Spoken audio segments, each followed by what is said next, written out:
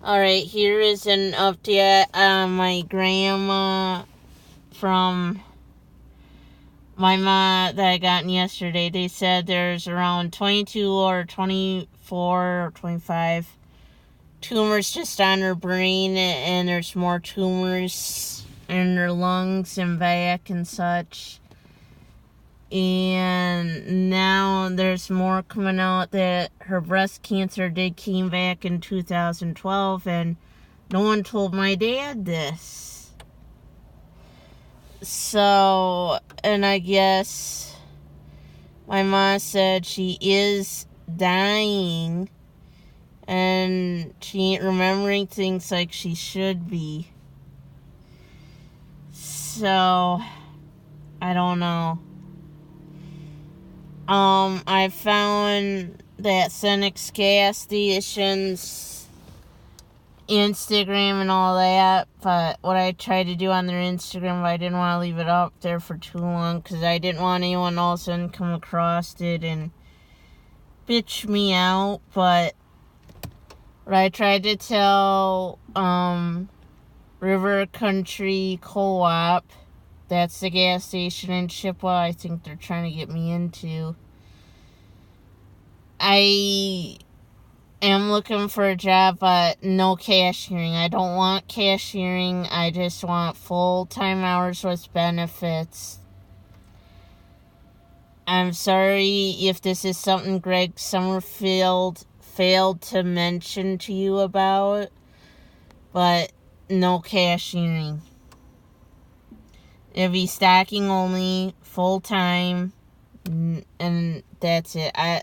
That's why I kind of told them, because I try to do like a deal breaker, because it's like, I'm sorry, I can't cashier, but it's all because, with Menards, when I was cashiering, I was getting bullied by customers.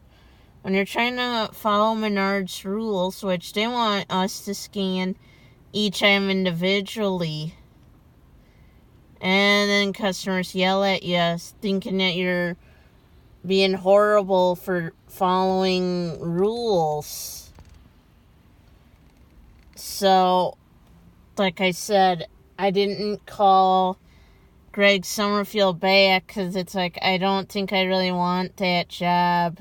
So, I'm sorry, because it's like, as soon as I told them probably I don't want a cashier and it has to be stacking only, I bet you they ripped up my resume that Greg Summerfield with CRI gave them. And they got pissed, basically. Saying, their client's saying they don't want a cashier. Well, I have my reasons. Like I said, I never had them issues when I was cashiering for Shopko, but I guess the way it sounds, the bigger Shopko does things a lot different than the hometown Shopkos. Because when I was a supervisor at Shopko Hometown, we were not allowed to touch the keys, and neither was the regular peons. The only ones that were allowed to touch the keys were the ones that were classified as assistant managers and the store manager. That is it. Even the customer service specialist was not allowed to touch keys. I'm like, really? And she's like, yeah, it sucks. But guess what they told me at the bigger Sears? If I would have had my same job and was working for a bigger one, they would have gave me the keys and had me hold on to the keys. So I'm like, really? I would have had the keys on me? Because that was, the technicality of the job name was, teammate specialist. That was my job title at the time. But she said it was called sales floor supervisor. So, and that's what they put it on your name tag besides your name, and yeah. So, here's another thing. I am sad that my grandma is dying. We just don't know when she will go. There's nothing we can do about it, really. She is getting treatment for her cancer, but she is gonna go. So, we don't know what kind of nursing home she's gonna go into. If she's going back to one that she was in, or if she's going to one with hospice care. So, we don't know. Because, and I guess we found out that my Uncle Steven is the power of attorney. Well, he ain't really telling anyone what's going on with Grandma. I think the only one that's telling my dad anything is, I think, his brother David. And I guess Steven lives in Iowa, and they're saying, well, my dad, who is the oldest, lives too far. Well, my dad lives around Blair, and my Uncle Douglas, Quentin, and David live right around Toma, where Grandma lives. So, because I guess David's been taking her to most of the appointments and that, but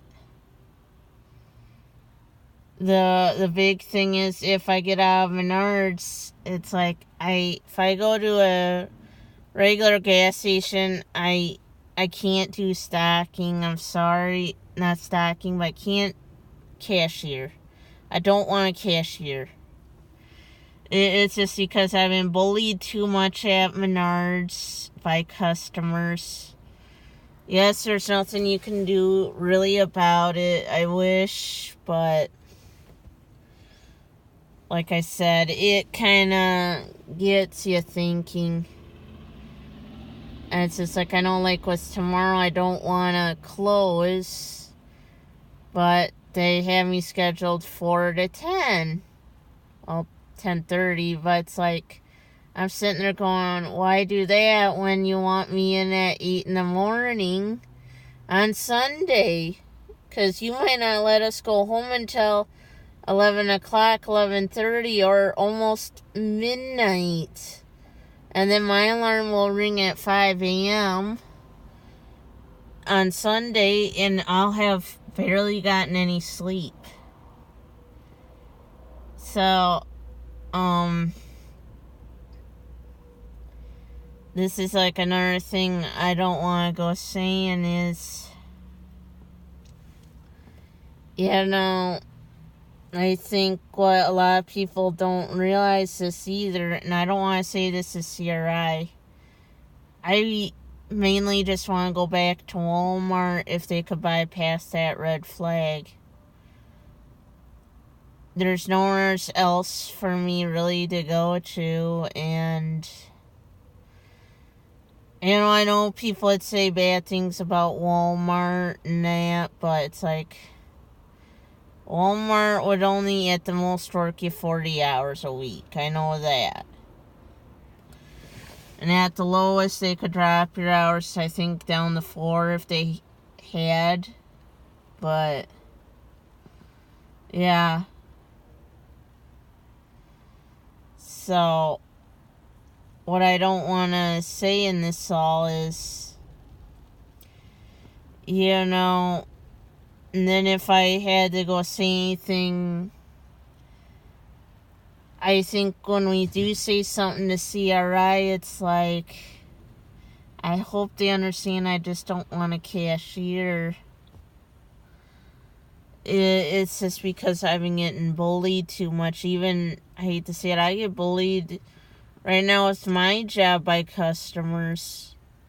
And the coworkers, some of them screech at you. And, yeah. And some coworkers are nice as pie, though, but like I said, what I should have done was like that one said that used to work here, and I think she retired officially. We should have just asked to be just put back on the register and held our tongue. Because, like I said, I didn't want to be on carts, and I told them no flat out, I'll tell you that right now. But then all of a sudden, they just left me on carts. I didn't want the job. No, all I wanted was just to be back where I was. But mainly, like I was pushing for last year, was to be put on the sales floor like they promised me. But like I said, they lie to you.